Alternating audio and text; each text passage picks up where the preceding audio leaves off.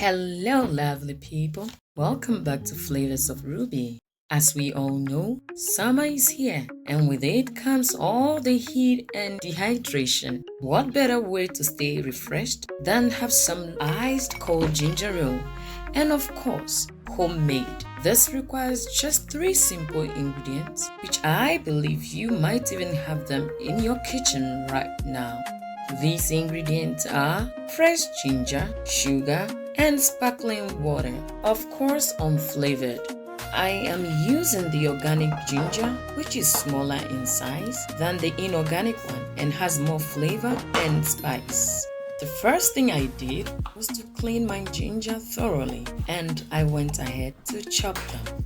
After that, I put on my gas stove my pot, added 4 cups of water, added 2 cups of white granulated sugar, and topped it with the chopped ginger, which was about 4 cups. I boiled it for about 20 minutes or until the liquid thickens, and we now have a syrup.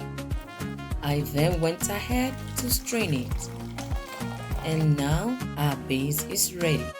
I usually make a big batch, but for the sake of this video, I just did a little sample to show you how it is done. What I have now, I call sugar-coated ginger, which is sweet and spiced. I put this in my oven at the lowest temperature to dehydrate.